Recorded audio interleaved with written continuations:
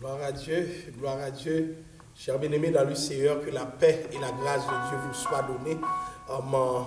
Nous remercions le Seigneur qui nous gratifie de sa présence et qui nous donne surtout cette grande opportunité de partager avec vous sa parole. Et j'en profite pour mettre la table sur un sujet que vous aimez beaucoup, un sujet qui est censé vous interpeller, puisque ce sujet fait partie justement du menu des débats actuels sur ce que nous sommes comme Noirs, sur ce que nous sommes comme communauté racisée. Nous allons voir comment nous intégrons les communautés de foi, comment notre couleur participe de notre identité et en même temps informe aussi notre rapport avec Dieu. Nous allons voir dans quelle direction, suivant que nous nous comprenons comme des hommes, et donc dans une perspective d'égalité, ou suivant que nous comprenons que nous sommes inférieurs. Nous allons voir un peu comment être noir représente un sujet sérieux au niveau de la Bible. Je vous demanderai de partager ce live pour que d'autres personnes puissent avoir l'opportunité de regarder avec vous. Et pendant que nous faisons route ensemble dans le cadre de ce live, dans le cadre de ce sujet, je vais vous demander d'inviter quelqu'un, faisant en sorte que quelques autres personnes puissent avoir accès au sujet d'aujourd'hui, un sujet qui invite à la maturité. Nous entendons finir avec certaines conceptions qui veulent faire comprendre que lorsque nous sommes chrétiens, il y a un problème, puisque nous devrions retourner à la religion de nos ancêtres. En tout cas, ce sont des sujets que nous allons poser pour pouvoir nous inscrire dans un débat, je dirais, qui va vraiment vous aider, parce que nous attendons tellement de versions sur notre négritude. Il faut que nous ouvrons le débat comme chrétiens. Alors j'insiste pour dire comme chrétiens, pour voir un peu plus tard, est-ce que la Bible est raciste? Ou du moins c'est ce qui a lieu de parler d'ouverture. Donc autant de sujets qui seront débattus dans notre série. Donc nous allons prier le Seigneur pour lui demander de nous assister dans cette démarche. Et je vous invite à vous incliner pendant quelques instants. Dieu d'amour, Dieu de compassion et de miséricorde, nous voici dans ta présence en ce moment. Nous allons aborder le sujet suivant. Je suis noir et je suis chrétien, Père Saint. Nous allons montrer toute la compatibilité qu'il y a entre ce que nous sommes, la manière dont tu nous as créés et ce que nous vivons comme exigence de spiritualité, Père Saint. Nous te demandons de nous aider d'emprunter cette direction, Père Saint, de faire en sorte que tout ce qui sera dit puisse servir à l'édification de ceux qui nous écoutent en ce moment, Père Saint. Cher Seigneur, nous comptons sur toi et nous te demandons de nous bénir. C'est au nom de Jésus que nous te prions. À lui la gloire, l'honneur et la louange au siècle des siècles. Amen. Encore une fois, que la paix et la grâce de Dieu vous soient données. Le sujet est le suivant: je suis noir et je suis chrétien. Je vais aborder dans la partie 1 le mythe de la malédiction de Cam, puisque dans la Bible, nous voyons qu'il y a eu un maudit, un des enfants de Noé maudit, et beaucoup de gens utilisent ce sujet pour dire que les Noirs sont maudits, et souvent nous entrons dans la foi avec la conception d'une malédiction. Et donc nous allons voir un peu ce que la Bible en dit vraiment, et à travers cela, nous allons progresser dans notre foi, dans notre relation avec Dieu et dans notre conception de ce que nous sommes comme Noirs dans cette génération. Alors, le mythe de la malédiction de Cam. Mais juste avant, permettez que je réfléchisse avec vous sur le sujet en me penchant sur un texte qui servira d'assise à la réflexion d'aujourd'hui. Il s'agit de Genèse 9, versets 22 à 25, un texte qui fait l'objet de plusieurs controverses au niveau de l'interprétation, un texte qui dérange plusieurs. Nous allons essayer d'analyser ce texte pour comprendre un peu l'agenda de Dieu. Genèse 9, versets 22 à 25. Je lis pour vous. Cam, père de Canaan, vit la nudité de son père et il le rapporta dehors à ses deux frères. Alors Sem et Japheth prirent le manteau, le mirent sur leurs épaules, marchèrent à reculons et couvrirent la nudité de leur père. Comme leur visage était détourné, ils ne virent point la nudité de leur père. Lorsque Noé se réveilla de son vin, il apprit ce que lui avait fait son fils cadet. Et il dit, maudit soit Canaan, qu'il soit l'esclave des esclaves de ses frères. Il dit encore, béni soit l'Éternel, Dieu de Sem, et que Canaan soit leur esclave. Et que Canaan soit leur esclave. Donc, voilà le texte en question. Et comme promis, nous allons aborder le mythe de la malédiction de Cam. Alors, la race, c'est quoi la race? De point de vue biblique, justement. Dans la Bible, les 57 fois que le mot race est utilisé, les 57 fois, le mot race fait référence à quoi? Le mot race fait référence, les 50 fois que l'Ancien Testament fait référence au terme race, et les 15 fois que le Nouveau Testament l'y emploie, elle n'était jamais associée à la couleur de la peau. Dans la Bible, quand on parle de race, ça n'a rien à voir avec la couleur de la peau. Et c'est pour cela qu'on aura beaucoup de difficultés à parler de la Bible dans une perspective raciste. Pourquoi? Parce que le racisme, même si nous voyons dans le passé des catégorisations de différentes natures pour que les hommes puissent dominer, nous voyons des approches en termes de classe sociale, en termes de pays, etc. Donc il y avait toujours des rapports de force, mais voyons dans la Bible, nous voyons que ces rapports de force n'étaient pas organisés, structurés en fonction de l'ancienne alliance ni de la nouvelle alliance. Puisque les 57 fois de l'Ancien Testament où le mot race est employé, les 15 fois que le Nouveau Testament emploie le mot race, elle n'était jamais associée à la couleur de la peau. Point barre. Donc, ce n'est que de façon, comme on dit, anachronique, que certaines personnes veulent dire que la Bible nous présente ou bien fournit les assises idéologiques du racisme. Et nous allons voir des textes que des gens utilisent pour dire que la Bible est un ouvrage qui permet le racisme. Nous allons analyser tout cela en long et en large. Mais ce que j'aimerais vous dire, c'est que le mot race, c'est une construction de la modernité. Et dans la Bible, nous ne voyons pas le mot race renvoyé à la question de couleur. Donc, dans la Bible, les gens n'étaient pas nécessairement regardés au prisme de la couleur. Ce n'était pas la priorité, comme aujourd'hui, la race se trouve au centre de toutes les réflexions et même de toutes les relations humaines. On va voir. Alors, Moïse lui-même se maria avec Séphora, on va voir cela, une femme noire, tandis que sa mère adoptive était noire. Or, Moïse est celui qui a écrit le Pentateuque. Déjà, j'anticipe pour dire, mais si la race noire est maudite, c'est Moïse qui l'a sûrement écrit. Bon, Moïse lui-même a épousé une femme noire et sa mère adoptive fut noire. Donc, il faut que nous nous posions des questions sur la race d'un point de vue biblique. Et le sujet est tellement important, lorsque nous regardons, nous allons au cinéma, nous voyons Pharaon, nous voyons Joseph, nous voyons Moïse, nous voyons que c'est toujours des hommes blancs qui sont représentés. Et pourtant, l'histoire se passe au plein cœur de l'Égypte. L'histoire est rapportée par la Bible. Maintenant, pourquoi c'est toujours des hommes blancs que nous montrons? Nous parlons des blancs caucasiens, nez longs, nez pointus. Vous voyez les lèvres, vous voyez un peu le visage, la physionomie.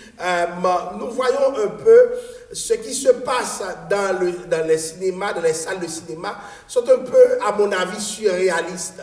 Et c'est vraiment du n'importe quoi qui nous est vendu. Et nous allons voir pourquoi il y a intérêt à ce que cette image nous soit vendue. Mais maintenant, quand les gens analysent la Bible, ce qu'ils voient dans le cinéma finit par structurer et leur pensée. Et je sais que ce film-là qu'on appelle Gods of Egypt, les dieux de l'Égypte, nourrit un peu cette conception dont je vous parle, puisque nous voyons encore que les acteurs sont blancs. Et là, on se demande, mais même pour ce qui a trait à l'Égypte antique, lorsqu'on représente des choses au cinéma, c'est encore des hommes blancs.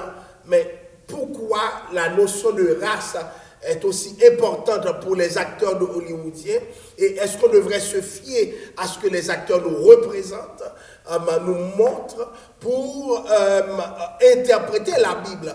Et est-ce que si je parle de Hollywood, la Bible ne serait pas juste une affaire de blancs? Et beaucoup de gens sont piégés dans leur conception, puisque ce qui leur est montré à la télévision fait en sorte qu'ils ont une vision, je dirais, biaisée des couleurs. Alors, être noir, c'est quoi? Je vais passer à pieds joints pour pouvoir rentrer dans le texte biblique.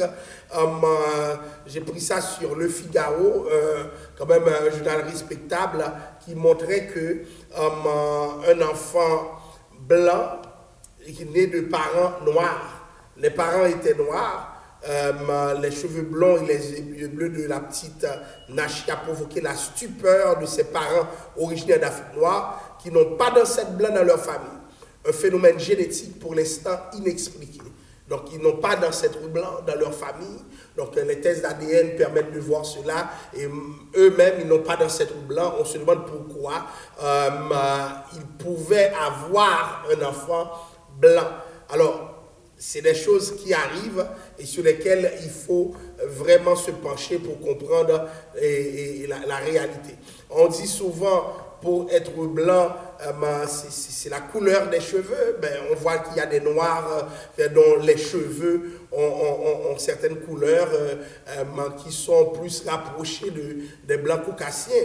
On parle aussi de la couleur des yeux. On voit aussi des enfants dont la couleur des yeux n'a rien à voir avec ceux qui sont prédominants parmi les blancs. Donc, c'est des réalités auxquelles on n'échappe pas. Et nous voyons que il y a un malaise avec la couleur de la peau chez beaucoup d'hommes noirs, et c'est pourquoi la Bible parle dans Jérémie 13, verset 23, l'Éthiopien peut-il changer sa peau? Vous allez comprendre toute l'importance du sujet, puisque on a vu Michael Jackson lui-même rentrer dans une sorte de métamorphose. Son visage change à chaque période et finalement, il n'y a plus d'évolution jusqu'à sa mort. Pourquoi? Parce que l'obsession de devenir blanc, et cette obsession est là chez l'homme noir et même des gens d'église, s'il vous plaît. Pourquoi? Parce que la conception qu'ils entretiennent d'eux est une conception négative. Comment comprenez-vous quelqu'un de l'église veut changer la couleur de sa peau, utilise des crèmes éclaircissantes? J'ai même entendu quelqu'un dire à l'autre, oh, mais cette personne a une belle couleur, mon Dieu. Belle couleur veut dire tu as la peau claire, c'est-à-dire tu te rapproches du blanc. Et on trouve des gens de l'église qui ont cette conception. Lorsqu'ils prient, lorsqu'ils cherchent Dieu pour quelqu'un, c'est toujours la personne la plus claire. Donc il y a même des blagues qui se font sur les personnes noires. Donc il y a justement une sorte de dépersonnalisation de l'homme noir et ce qu'on appelle le mimétisme physiologique. Regardez cet homme, ce genre que nous connaissons très bien, on regarde la métamorphose. Et la question à se poser, est-ce que cette personne est plus belle que dans le passé? Est-ce que cette personne a un meilleur visage? On se souvient de Beyoncé, pourquoi les médias, lorsqu'elle le présentent, ont tendance à l'éclaircir? Et pourquoi ce changement chez elle? Et ça rappelle un peu ce qu'a fait Michael Jackson, mais beaucoup d'acteurs, beaucoup de stars ne vont pas aussi loin. Mais cette dépersonnalisation, nous le trouvons aussi dans nos églises. Il y a des gens qui sont assis dans nos églises qui n'aiment pas leur couleur et fort de cette considération qui s'emploient à acheter des crèmes éclaircissantes qui ont la fonction de rendre leur teint plus clair. Et c'est comme ça qu'on devient, comment dirais-je, une belle personne. Donc c'est cette réalité qui structure un peu la vision des choses. Et la question que je me pose, et puisque la diapositive, vous la voyez maintenant, est-ce que cet homme-là que je regarde, ce bois d'ébène dont on parle, est-ce que cette personne n'est pas belle? Pourquoi elle ne serait pas belle? Est-ce que c'est parce qu'elle est noire, très noire? Ou bien qu'est-ce qui se passe? Est-ce que si quelqu'un est très noir, cette personne ne peut pas rentrer dans le canon de la beauté? Qui décide de qui est beau, qui n'est pas beau?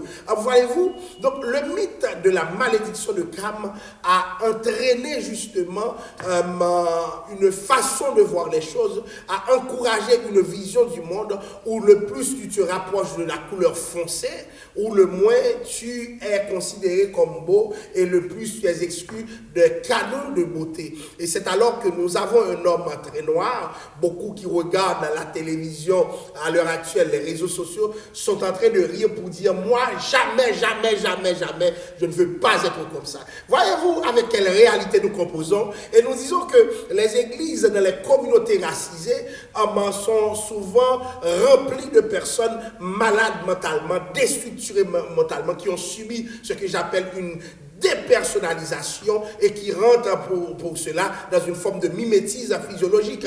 J'étais dans une conférence pour parler de cela, chers amis. Une fille m'expliquait que son père ne l'aimait pas parce que de tous les enfants, comment dirais-je, elle était la plus noire. Donc, plus qu'elle est noire, moins elle est aimée. Donc, il y a des parents qui font ce genre de considération, de discrimination, si vous voulez, des discriminations qui ont des impacts durable sur la vie de la personne. Et nous allons voir comment la Bible comprend cela, comment la Bible rentre dans ce sujet. Alors, il y a un auteur qui s'appelle Caldo, en 1317, Calderon qui va écrire quelque chose qui est très intéressant. Les vaincus, voyez-vous, lisez avec moi la diapositive, veulent toujours imiter le vainqueur dans ses traits distinctifs, dans son vêtement, dans sa profession et toutes ses conditions d'existence et coutumes. La raison en est que l'âme voit toujours la perfection dans l'individu qui occupe le rang supérieur et auquel elle est subordonnée. C'est le premier complexe. Les vaincus veulent imiter le vainqueur dans ses traits distinctifs, dans son vêtement, dans sa profession et dans toutes ses conditions d'existence et coutumes. Puisque le blanc caucasien les a dominés, l'européen les a dominés, les américains les ont dominés, maintenant c'est eux la référence pour eux. Donc c'est un complexe de vaincu. Et l'auteur poursuit. Elle le considère comme parfait, soit parce que le respect qu'elle éprouve pour lui fait impression, soit parce qu'elle suppose faussement que sa propre subordination n'a pas une suite habituelle de la défaite, mais résulte de la perfection du vainqueur. Si cette fausse supposition se fixe dans l'âme, elle devient une croyance ferme. Même à l'église, voyez-vous, il y a des églises où les gens se battent entre eux. Vous mettez un blanc parmi eux, et puis la bataille cesse. Vous appelez un chef de mission qui est un blanc, la bataille cesse. Et pourtant, entre eux, les membres ne se respectent pas. Mais le blanc est respecté. Pourquoi? Parce qu'il est le modèle de la perfection. Et donc, il y a des choses qu'on me ferait comme pasteur noir, voyez-vous, mais un pasteur blanc dans le même contexte n'aura même pas entendu parler de cela parce que c'est improbable. Pourquoi? Parce que il y a un respect qui marche avec sa couleur, son statut, partout où des Noirs se trouvent. La raison, c'est que nous sommes avec une conception selon laquelle ces gens nous sont supérieurs. Alors, l'auteur poursuit pour dire, l'âme, alors, adopte toutes les manières du vainqueur et s'assimile à lui. Cela, c'est l'imitation. Cette attraction va si loin qu'une nation dominée par une autre nation poussera très avant l'assimilation et l'imitation.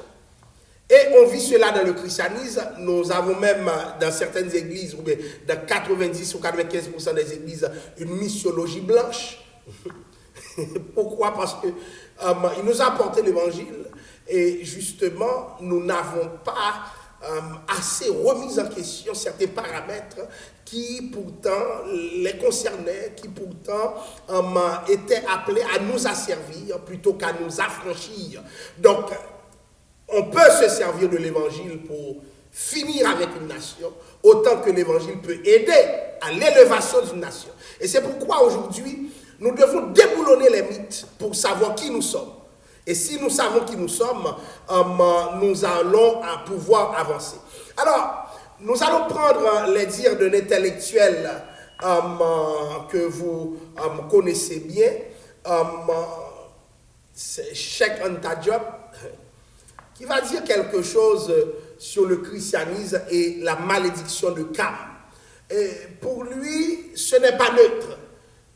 C'est la malédiction de Cam, colportée par le christianisme, et il va se baser un peu sur le texte que je venais de vous lire, Genèse 9, pour pouvoir asseoir sa position, qui fait école d'ailleurs. Lorsque des gens veulent dire que le christianisme a servi à réduire les gens en esclavage, ils se réfèrent souvent à cet auteur pour montrer que la malédiction que nous vivons n'est pas quelque chose de déconnecté, d'isolé, mais c'est vraiment inscrit, je dirais, dans une doctrine que nous avons internalisée. Et nous allons voir un peu les conséquences. Voyez-vous?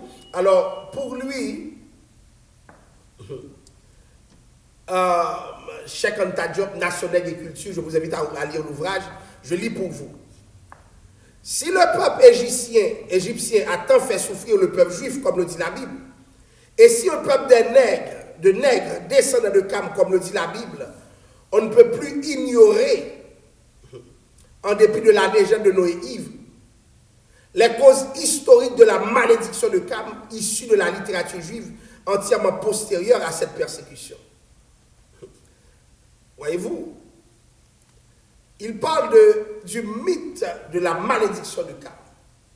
Il demande de ne pas ignorer les causes historiques. N'oubliez pas, les Juifs ont dominé le peuple de Dieu. Le peuple élu de Dieu ont été dominés, asservis par les Juifs, par les Égyptiens. Et maintenant, voilà que Cheikh Anta Diop parle de la malédiction de Cam. Comment la Bible présente cela? Et comment les gens exploitent la malédiction de Cam? C'est pour dire que si les Noirs sont dans cet état, c'est parce que les Noirs ont été maudits par Dieu. D'ailleurs, la couleur noire n'existerait pas, ce serait la conséquence d'une malédiction. Et cette malédiction fait suite à ce qui est arrivé à Noé. Noé était ivre et un de ses enfants ne s'est pas détourné de sa nudité. Il a regardé la nudité de Noé. Et Noé, une fois qu'il n'était plus ivre, va faire quoi? Il va prononcer une malédiction sur la personne de Cam. Et cette malédiction serait à l'origine à la fois de notre couleur aujourd'hui. Non seulement de notre couleur, mais aussi de notre souffrance, du fait que nous ayons été des esclaves et qu'aujourd'hui encore, nous sommes en train de souffrir. Est-ce que la malédiction de Cam explique cela? Est-ce que la malédiction de Cam explique ce que nous vivons aujourd'hui comme communauté noire? Eh bien, nous allons déboulonner ces mythes. Le mythe de la malédiction de Cam. On a d'abord les 4 enfants de Cam. Dans Genèse 10, Cam aurait 4 enfants. Voyez-vous? Il y a Couche, il y a Canaan, le fils cadet, il y a Mitzraïm et il y a Pout. Et qui est maudit? Canaan qui est maudit. Et les gens ne disent pas le mythe de la malédiction de Canaan, mais ils parlent du mythe de la malédiction de Cam. Or, Cam avait 4 enfants. Et parmi les 4 enfants de Cam, un seul est maudit, et ce maudit s'appelle Canaan. Et voyez-vous, Cam, qui est le père, qui a vu la nudité de Noé, n'est pas maudit. Cam a vu la nudité de Noé, Cam n'est pas maudit. Or, c'est Cam qui a fait l'erreur. C'est Cam qui, d'après la Bible, a regardé à Noé. C'est Cam le fils de Noé. Maintenant, c'est le petit-fils de Noé qui est maudit. Il y avait 4 enfants, Couche, Canaan, Mitzraïm et Pout. Donc, si il y a 4 enfants, et puis, parmi les 4 enfants, un seul est maudit. qu'on peut dire que les trois autres aussi écopent une malédiction? Autre chose, le père n'est pas maudit. Mais ça veut dire quoi? Pourquoi le père n'est pas maudit? C'est assez simple. Des théologiens disent, mais Noé ne pouvait pas maudire le fruit de ses entrailles. Parce que si tu maudis le fruit de ses entrailles, c'est comme si toi-même tu étais maudit. Voyez-vous? Donc Noé, qu'est-ce qu'il a fait? Noé a transféré à l'autre génération pour que Cam lui-même ait des problèmes. Maintenant, pour que Cam vit avec la souffrance. Et qu'est-ce qui s'est passé? Qui est maudit? Canaan. Maintenant, parlons de Canaan. 1 Chronique 4, verset 40 nous dit, le pays désigné par Dieu comme terre promise pour le peuple hébreu est celui occupé par les descendants de Canaan. Le pays que Dieu veut donner aux Hébreux est occupé par les descendants de Canaan. Deuxième chose, les descendants de Canaan furent asservis. Malheureusement, heureusement, il n'est pas l'ancêtre des Noirs. Canaan n'est pas l'ancêtre des Noirs. Les descendants de Canaan eux-mêmes furent asservis. Voyez-vous, il y avait la prise de Jéricho. Mais l'ancêtre des Noirs, c'est Cam. Et Cam va donner Couche, va donner Canaan, va donner Misraïm. Pourquoi les gens disent que Cam était maudit? Ce n'est pas vrai. La Bible ne dit pas que Cam était maudit. Qui était maudit? Canaan était maudit. Canaan est fils de Cam, mais Cam lui-même n'est pas maudit. Et comme Cam n'est pas maudit, Cam avait d'autres fils, et Cam serait à l'origine des Noirs. Disons que les ancêtres des Noirs ne sont pas maudits. Il y eut Canaan. Canaan fut maudit. Et qu'est-ce qui s'est passé? Sa malédiction ne peut pas s'étendre aux autres enfants. Parce que c'est pas comme ça que la malédiction se répand. On va avoir Couche qui va s'installer en Éthiopie. Et la Bible présente l'Éthiopie dans ses heures glorieuses, exalte même l'Éthiopie. On va avoir Misraïm qui va s'installer en Égypte. Et Égypte dominera Israël. On va Pout qui va s'installer en Libye. Et vous voyez que la Libye fait partie, il fut un temps des grands pays du monde. Donc, tous ces pays se retrouvent en Afrique. Je le répète, tous ces pays se retrouvent en Afrique. Comme l'Égypte lui-même se retrouve en Afrique. C'est important de regarder cette diapositive pour pouvoir comprendre ce qui se passe. Les descendants de Canaan, avant on nous dit, furent asservis. La prise de Jéricho en Canaan va marquer la fin justement de ces gens. Mais comment comprendre cela? Alors, je n'aurai pas le temps de voir avec vous la carte qui montre un peu où se trouvent les 10 peuples issus des 3 fils de Noé. Donc, on va voir que si vous regardez Mitzraïm, les Libyens, les Couchistes, les Couches, c'est les Éthiopiens, Mitzraïm, c'est les Égyptiens, et les Poutes, c'est les Libyens. Donc, c'est comme ça qu'ils ont occupé l'Afrique. Ce sont des frères, et aujourd'hui, donc, des cousins. Donc, c'est de cette manière que les choses se sont évoluées. C'est très important que nous le précisions, parce que en dehors des précisions, nous pouvons mal passer. Alors, maintenant, si nous montrons que Cam n'était pas maudit, c'est Canaan qui était maudit. Et Canaan n'est pas l'ancêtre des Noirs. Pourquoi le Noir doit être considéré comme maudit? Pourquoi? C'est très important ce que nous allons dire là. Si tu es considéré comme maudit, c'est plus facile de t'asservir.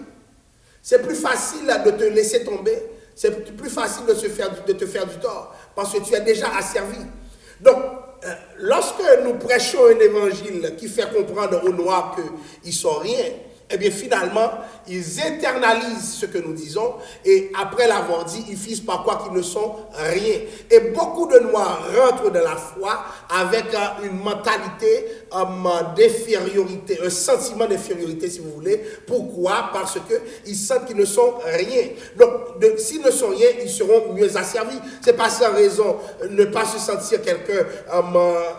le Noir va mettre quelque chose pour changer la couleur de sa peau. Pourquoi? Parce que si Dieu lui donnait le privilège de revenir sur terre, il ne reviendrait pas comme Noir, il serait forcément un blanc. Donc, pour mieux être asservi, donc, le Noir est considéré comme maudit. Alors, n'oubliez pas, l'exploitation est toujours plus facile, toujours plus efficace lorsqu'on est dans l'infériorité. Donc, notez cela, l'exploitation est efficace lorsqu'on est inférieur ou bien on se considère comme inférieur. Donc, c'était très important pour ceux qui transmettaient le message, face à savoir à ceux qui reçoivent le message qu'ils étaient inférieurs, parce que ça aidait beaucoup, ça permettait de mieux asservir, de mieux dominer.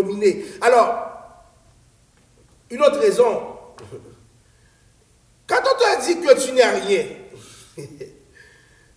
il est difficile de te défaire d'une identité, puisque tu ne connais même pas ton histoire. Donc, le problème de beaucoup de Noirs, tu ne connais pas ton histoire.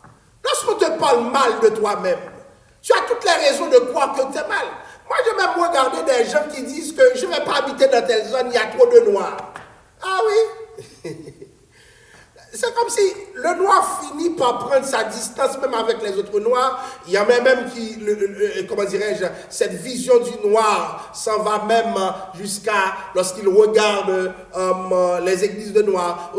Les églises de noirs ne marchent pas. Moi-même, je vais dans une église de blanc et arrivé à l'église de blanc, on ne fait rien pour eux. Hein? Ils ne peuvent pas progresser. Hein?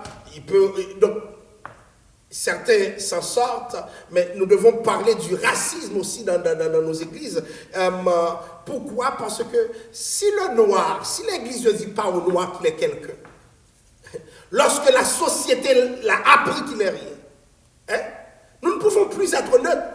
Ils ne s'organisent pas, ils se battent entre eux. Mais si l'Église ne leur dit pas que non, vous pouvez vous organiser, Dieu a investi ce potentiel en vous. Si nous n'abordons pas ces sujets, donc il est un peu normal que les gens continuent comme cela, puisque la société elle-même nous regarde comme des gens inférieurs, donc la société nous prête ses lunettes. Si la société est en train de vivre en plein comment dirais-je, dans le racisme systémique et que dans cette société, nous n'arrivons pas à avoir une vision claire de ce que nous sommes, si nous laissons la société prendre le contrôle de notre identité en nous disant qui nous sommes, eh bien, qu'est-ce qui se passe? L'Église ne peut être qu'un lieu comment dirais-je, de continuité de cette dépersonnalisation qui s'opère chez les hommes noirs.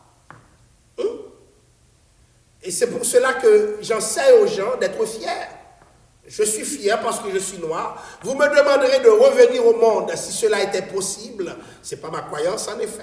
Alors je redeviendrai noir et peut-être encore plus noir. Parce que j'assume cette négritude, j'assume ce que je suis fier de ce que je suis, et je peux défendre devant tout le monde que je ne suis pas maudit, je ne suis pas inférieur. Donc nous devons dire aux hommes noirs qu'il est important pour eux de s'organiser, et que la Bible, parce que souvent ces hommes noirs sont, je dirais, sont des chrétiens, souvent ces hommes noirs sont des gens habitués à évangéliser, à entendre parler d'eux, et souvent ils ont été confrontés à cette réalité. Pourquoi eux ça marche et nous autres ça marche pas? Mais c'est normal, ça marche. Ils ont des acquis civilisationnels, ils ont des systèmes avancés à cause de plusieurs choix qu'ils ont faits, que nous devons faire aujourd'hui et que nous avions sans doute fait dans le passé, puisqu'il fut un temps, l'Égypte dominait. Donc les Noirs ont aussi dominé l'histoire. Pourquoi croire que nous ne sommes rien? Alors, il y a le racisme européen, juif et arabe, qui va, comment dirais-je, permettre à cette conception de prévaloir. Donc, l'obsession de la domination. Donc, certains me demandent, mais arabe pasteur, donc c'est pas aujourd'hui l'objet de mon étude biblique, mais je pourrais voir avec vous les cas de, comment on appelle ça, l'ouvrage Le génocide voilé. Donc, c'est pas seulement les Juifs, et certains s'étonnent que je parle des Juifs. Oui, les Juifs ont aussi alimenté des interprétations sur la couleur qui nous étaient défavorables, quoique parmi les Juifs, il y eut des hommes noirs. Alors, il y a justement, et nous devons le reconnaître, une théologie raciste au service de la missiologie. Une théologie raciste au service de la missiologie. Donc, ce n'est pas de manière désintéressée que certains sont venus nous évangéliser. Donc, à travers l'évangélisation, il y avait justement une perspective d'asservissement. Et c'est cet asservissement qui s'est vu, que nous voyons structurer un peu beaucoup d'aspects, je dirais, dans la vie de certains croyants. Donc, cette théologie raciste fait en sorte que vous allez voir, malheureusement ce n'est pas le sujet que je débat aujourd'hui, il y a des églises de blancs, il y a des églises de noirs, mais pourquoi ils ne peuvent pas être ensemble? Pourquoi ils ne peuvent pas être ensemble? Il y a un christianisme blanc et un christianisme de noir. Regardez tout ce qui s'est passé avec George Floyd. Combien de grandes missions blanches ont pris position? Combien de grands pasteurs blancs ont pris position? Ils ne sont pas nombreux. Pourquoi? Parce que c'est séparé. Et vous allez voir que les églises de noirs ne se ressemblent pas. Mais il y a le projet multiethnique qui est différent, mais les églises multiethniques ne sont pas nécessairement interethniques. Nous devons parler du racisme à l'église lorsque les noirs ne sont pas à leur position. Et c'est un sujet qui m'intéresse. J'espère avoir le temps d'aborder ce sujet avec vous. Alors, pourquoi tout cela? Il y a un psychologue de Stanford, Stephen Roberts, qui a écrit un ouvrage, qui a écrit un texte très intéressant. Et il a fait un papier intitulé celui qui croit, alors la manière de croire que quelqu'un dirige dans les cieux va influencer, les croyances sur qui devrait dominer sur la terre. C'est-à-dire, si tu crois que Dieu lui-même dans le ciel est blanc, si tu crois que les anges eux-mêmes sont des blancs, si tu crois que Jésus-Christ lui-même est blanc, eh bien ça va influencer tout ce que tu crois sur la terre. Et ça veut dire quoi? Alors l'auteur a trouvé, M. Roberts a trouvé que les caractéristiques des chrétiens états-unisiens assignés à Dieu sont ces mêmes caractéristiques qu'ils assignent au boss. Tenez-vous bien.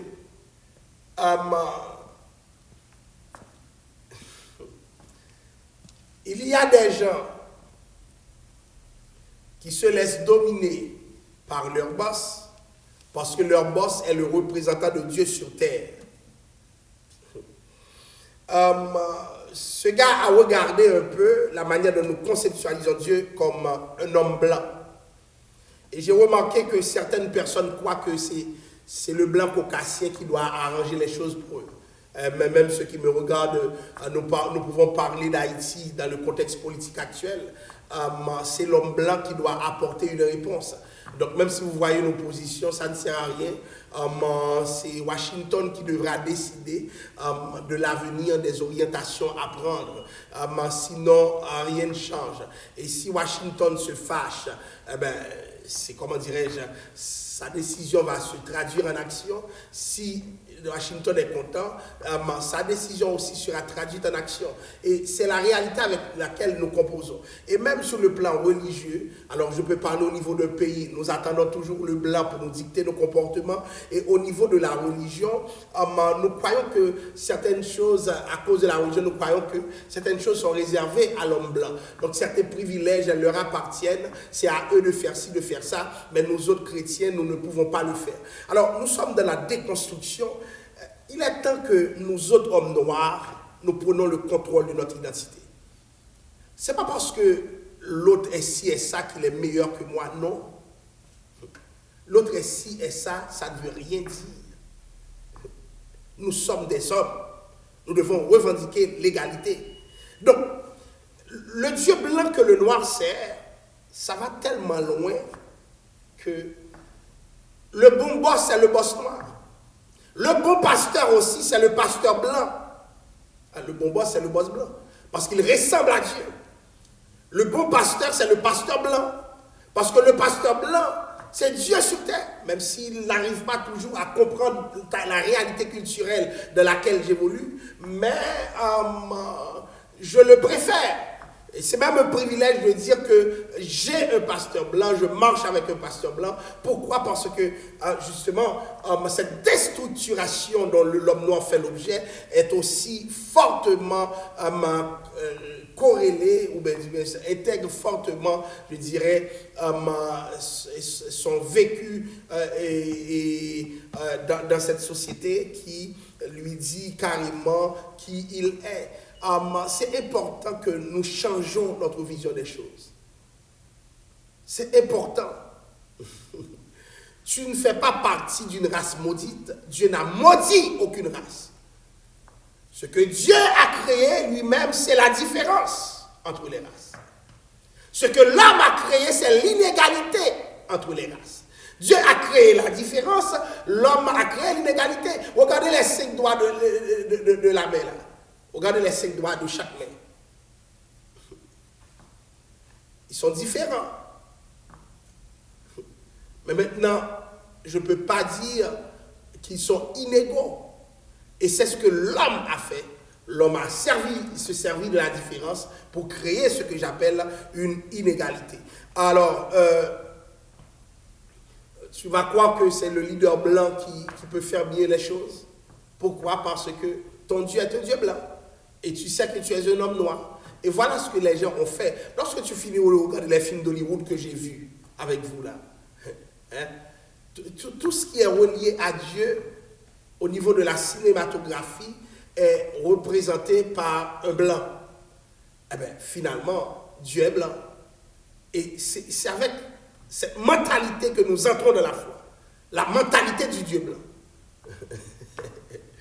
Et du coup, nous ne pouvons être que des victimes. Victimes du blanc et victimes de Dieu. Pourquoi? Parce que notre conception ne repose pas sur la Bible. Ce n'est pas la Bible qui permet d'avoir cette conception, mon Dieu. Ce n'est pas la Bible. La Bible présente les Égyptiens comme des dominateurs. Donc pourquoi d'autres me dominent et puis je croirais que c'est parce que je suis maudit. Comment l'Égypte qui était maudite arrivait à dominer? Hein? Nous allons continuer. Le noir dans l'Ancien Testament. Essayons de voir le nom noir, le pays noir. Genèse 2, verset 13. Le fleuve qui arrosait le jardin d'Éden entoure tout le pays de Couche. Le pays de l'homme noir est donc lié à celui de l'histoire du salut.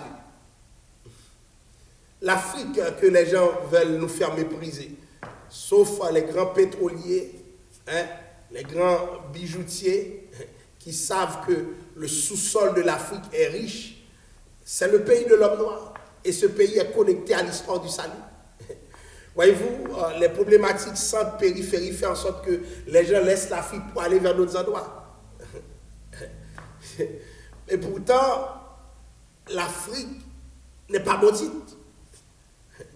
Mais il y a un ensemble de situations qui font en sorte que l'Africain doit se déplacer. Hein?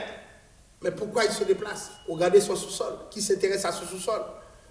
Donc, le pays de l'homme noir est lié à celui de l'histoire du salut, parce que le fleuve qui arrosait le jardin d'Éden se trouve en Afrique. Donc, si on devait chercher où se trouvait le jardin d'Éden, on irait fortement en Afrique. Pays de l'homme noir. Donc, il y a une connexion avec le paradis perdu de la Genèse. Donc, l'Afrique noire fait partie des Saintes Écritures.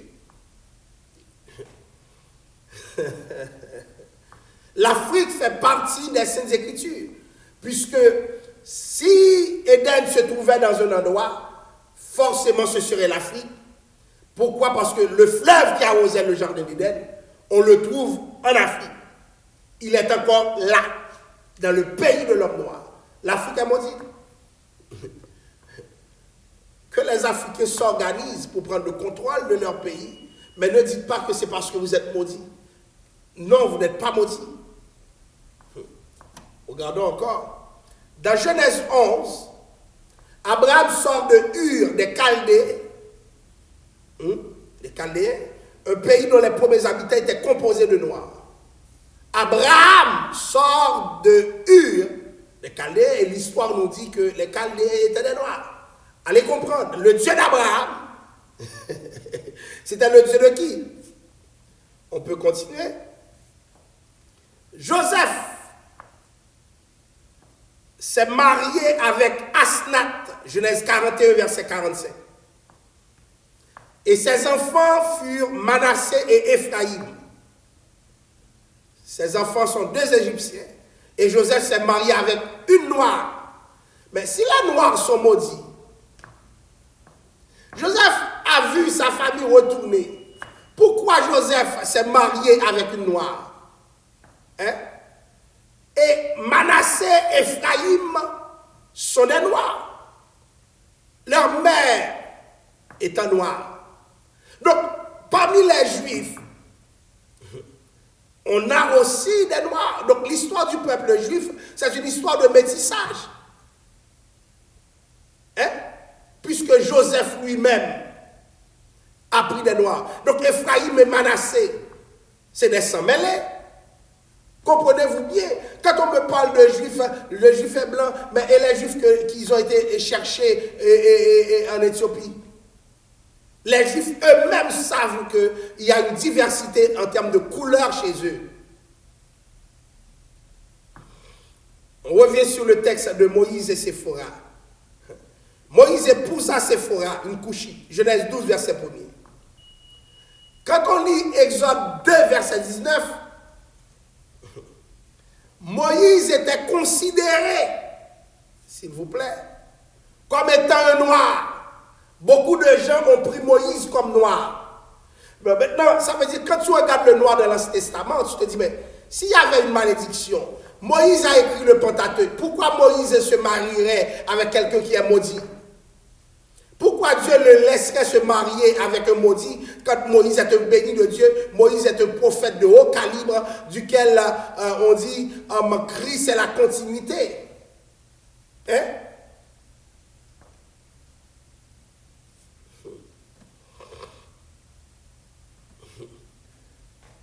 Le noir de l'Ancien Testament, regardez, Ésaïe 20, verset 5 nous dit, alors on sera dans l'effroi et dans la confusion à cause de l'Éthiopie, en qui l'on avait mis sa confiance, et de l'Égypte dont on se glorifiait.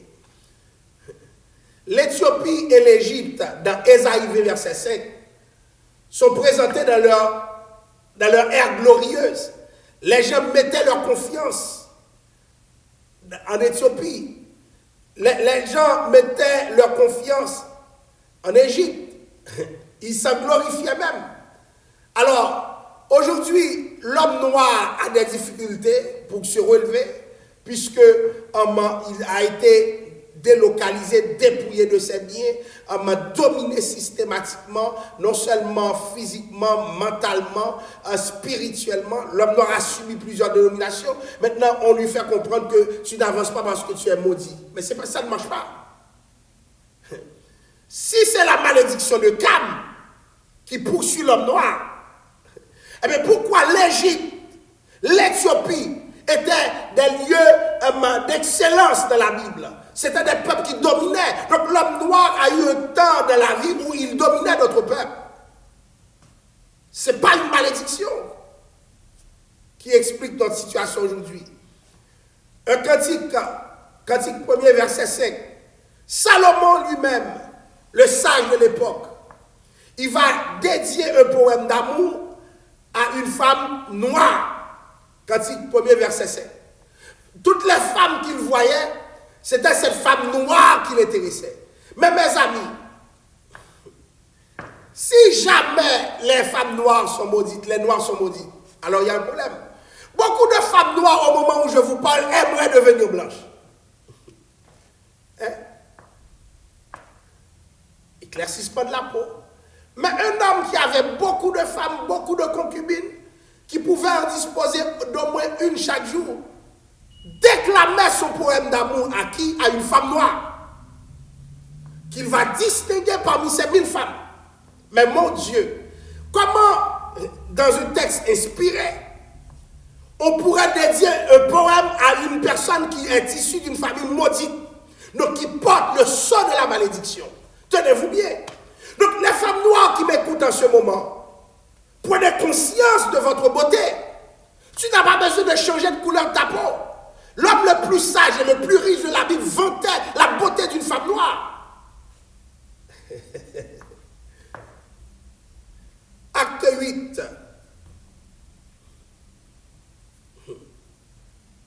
Acte 13. Je vous demande de lire ces textes, je les considérerai pour le Nouveau Testament dans un autre débat. La connexion d'Israël avec l'Égypte. Mais si Dieu a maudit l'homme noir, il y a un problème. Lisons Matthieu 2 et 15 et Osée 11 premier. Nous verrons que l'Égypte est dans la prophétie biblique. Le peuple hébreu, le peuple d'Israël, sera formé en Égypte. Où est-ce que le peuple d'Israël va prendre forme? En Égypte. Ils étaient des nomades. En devenant esclaves en Égypte, ils vont recevoir justement certains principes, la civilisation même, et qui va les préparer à accepter le décalogue. Donc, le peuple hébreu va savoir diriger parce que son dirigeant même, à la personne de Moïse, son dirigeant était formé par les Égyptiens. Et remarquez, quand je parle de l'Égypte, pendant que l'Égypte avait ses pyramides, des calculs mathématiques, la famille de Jacob était encore sous les temples. Pendant que l'Égypte érigeait des pyramides qui sont encore des mystères pour le monde moderne, ou même post-moderne. Qu'est-ce qui se passait? Nous voyons que le peuple hébreu était encore sous les tentes. Ça veut dire, il fut un temps où nous avions eu des avances civilisationnelles.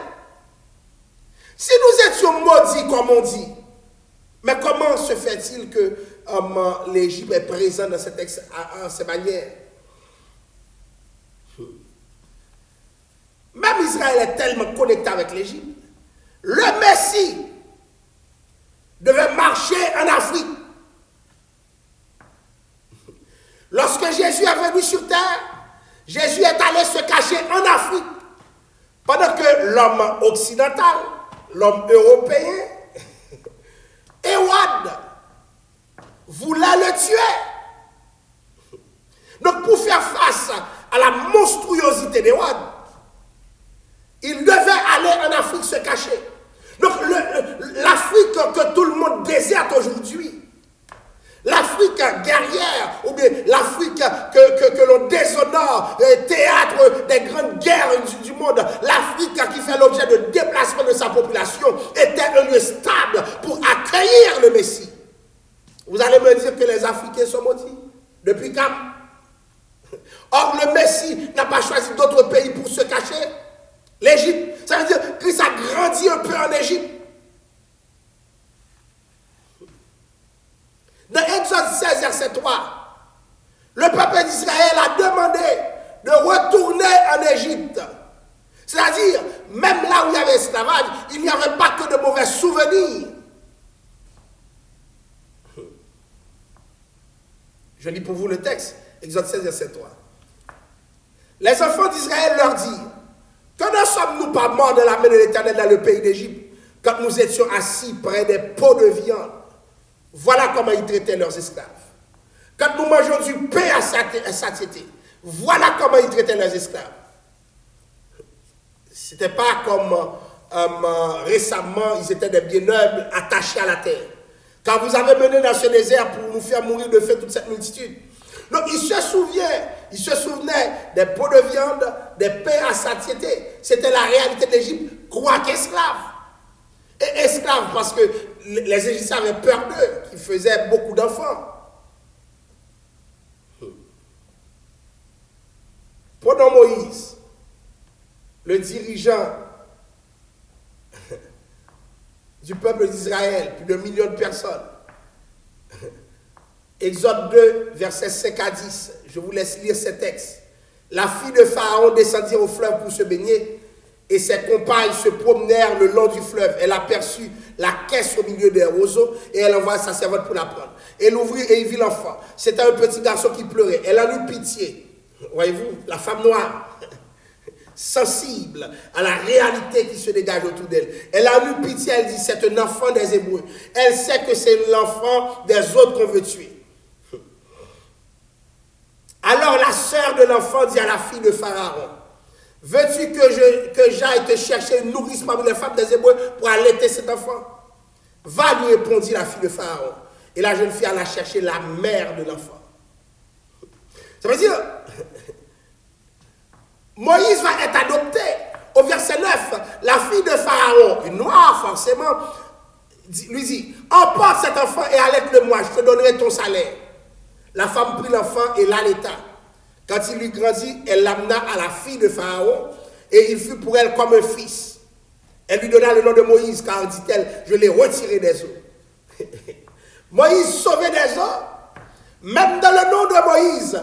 Hein? Ce n'est pas le but de notre leçon, c'est un nom qui a une valeur prophétique. Et elle fut, ce qui m'intéresse pour elle, comme un fils. Moïse fut adopté par une femme noire. Et ce n'est pas étonnant que Moïse lui-même épousera une femme noire, parce que cette femme fut pour elle une mère adoptive. Est-ce que c'est un accident que Moïse va avoir cette femme noire comme mère? Accident, hasard ou nécessité prophétique? Moïse devait apprendre à diriger, à organiser. Les Hébreux n'étaient pas encore à cette phase, rendus à cette phase. Et être en Égypte lui permettait d'être élevé dans toute la sagesse égyptienne. Exode 2, verset 18-19, Moïse a été vu comme un Égyptien. Je lis pour vous ce texte. Quand elles furent de retour auprès de Réuel, leur père, il dit, pourquoi revenez-vous si tôt aujourd'hui? Elles répondirent, un Égyptien nous a délivrés de la main des bergers, et même il nous a puisé de l'eau et a fait boire le troupeau. Il n'y a pas de doute, les Égyptiens sont des Noirs. Ce n'est pas seulement l'accoutrement qui fait de toi un Égyptien, mais surtout la couleur. C'était des Noirs. Nous avons vu, c'est les enfants de qui, ces Égyptiens? Elles l'ont identifié comme étant Égyptien. Donc, la couleur de Moïse. C'est par hasard que Moïse est marié avec, comment dirais-je, Séphora, la noire. Parce que c'est un noir, Moïse. C'est aujourd'hui que je vois des hommes ne pas s'aimer ou bien ne pas aimer leur communauté. C'est dommage que je vois des gens faire tout ce qui est en leur pouvoir pour se tenir à distance de leur communauté. Écoutez, j'ai même vu des gens qui disent pour faire en sorte que, comment dirais-je, votre nez, essayez de mettre la main sur le nez et puis de le tirer un peu pour empêcher le nez d'être gros. Mais en fait, les gens veulent que le nez soit long, comme le blanc. Des chrétiens, oui, qui font ça. Des chrétiens qui ne supportent pas la grosseur de leur nez. Je ne sais pas si vous avez vu des chrétiens qui se moquent d'autres chrétiens. Regarde la longueur de la grosseur de ton nez. On dirait on faisait l'avion. Mais c'est un noir, c'est normal. C'est un noir. Donc, comme Moïse avait une mère adoptive, cette expérience lui a valu de prendre Séphora, une noire. Sa mère adoptive était noire, sa femme aussi. Et c'est quoi le problème? Alors, Moïse a écrit le Pentateuque. Le Pentateuque dit que les hommes noirs sont maudits. Et comment ils sont maudits? À cause de la malédiction de Cam. Et puis voilà que Moïse prend une noire pour mettre la malédiction chez lui. Mon Dieu. Donc, je reviens encore à ce que j'appellerais la guerre des images contre la vérité historique. Et je vous dirais de faire attention parce que ce que vous voyez, les images que vous voyez, ne sont pas inspirés. Ça n'a rien à voir avec ce que Dieu lui-même veut faire pour nous, ce que Dieu lui-même entend faire pour cette génération, pour les hommes noirs. Alors, il y avait même Canaan, puisque Canaan a été frappé par la malédiction et non Cam. Donc, vous voyez bien, et on parle de trajectoire d'un pays noir à un pays noir. Et autre chose encore, c'est-à-dire quand je parle de trajectoire de pays noir à pays noir, le peuple d'Israël est sorti d'Égypte, un pays noir, et le peuple d'Israël doit se rendre à Canaan, là où coule le lait et le miel, pays noir. Le peuple d'Israël est sorti d'Égypte, pays noir, pour aller à Canaan, pays noir. Canaan, dans certaines conceptions, symbolise aussi le paradis. On parle de Canaan céleste. Hein? C'est la destination finale. Exode 3:8, là où coule le lait et le miel. Et il y a le chant qui dit au Canaan, bel Canaan. Il y a le chant encore qui dit de Canaan, quand verrons-nous le céleste rivage. Donc le Canaan symbolise dans plusieurs interprétations théologiques le ciel. Donc il y a en quelque sorte ce que j'appellerais une restauration du mot Canaan. Donc au départ, ce fut le pays de l'idolâtrie. Mais Dieu va le changer entièrement pour faire subsister le nom de celui qui a été maudit, pour voir ainsi sa miséricorde insondable. Donc, Canaan, Dieu l'a réparé. Celui qui a été maudit pendant que ce n'était pas lui qui a commis la faute, Dieu va réparer sa réputation. Parce que sur le plan symbolique, Canaan va représenter les cieux. Hein? Donc, nous aimerions nous arrêter ici pour aujourd'hui. Et nous allons continuer avec cette réflexion pour vous demander, s'il vous plaît, de vous valoriser. Nous ne pouvons plus prêcher de manière neutre. Ces hommes noirs, ces jeunes, ces moins jeunes qui ont de la difficulté à croire qui ils sont. Je vous dis, je fais face moi-même comme pasteur à cette crise identitaire qui m'est toujours amenée sur le tapis par certains jeunes, certains adultes qui ont des problèmes d'estime. Et je pense que le christianisme va contribuer à les renforcer dans leur personnalité. Et David disait, je te loue de ce que je suis une créature merveilleuse, mais dans nos églises, il y a des gens qui ne croient pas en eux, qui portent dans leur cœur, dans leur âme, je dirais, le sceau de la malédiction, parce qu'ils croient qu'il y a un problème avec les Noirs. Il y a un problème avec les Noirs, et ce problème, c'est un problème d'ordre spirituel. C'est dommage, si vous croyez dans le mythe de Cam, le mythe de la malédiction de Cam, comme Cheikh Anta Diop parle, si vous croyez dans ce qu'il dit, et si vous laissez ce mythe structurer votre vie, alors vous allez avoir des problèmes. Il y a des choses, résolvons-le nous-mêmes, comme le blanc caucasien le fait. Nous aussi, nous pouvons le faire, parce que nous sommes des hommes. Donc, ils ont leurs avances civilisationnelles, étant donné qu'ils ont profité de l'exploitation. Cela explique pourquoi ils sont aussi cet nombre d'avance, mais ils furent des temps où ils étaient des barbares aussi, pendant que nous dominions le monde. Ils ont été aussi esclaves. Ils n'en parlent pas beaucoup, mais ils ont été aussi esclaves dans l'histoire. Mais à ce qu'il paraît, c'est nous seuls qui avons été esclaves, c'est nous seuls qui avons été maudits, et nous continuons à croire que c'est la Bible qui autorise ce schème de pensée. Faisons attention. Faisons attention. Il y a des choses que nous voyons des gens dire, des théologiens qui détestent la Bible ou le christianisme, qui n'arrivent pas à déconstruire, à comprendre que toute religion peut servir à l'émancipation d'un peuple plutôt qu'à sa destruction, dépendamment de la manière dont elle est utilisée. Donc, nous allons prolonger la réflexion. L'homme noir de la Bible, ce que la Bible en dit, et j'espère que cette étude vous permettra de voir clair et de vous positionner.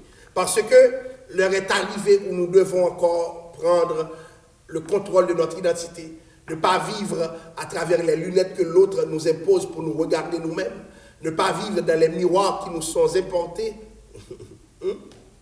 mais vivre à travers les miroirs que nous avons construits pour nous-mêmes et aussi les miroirs de la parole.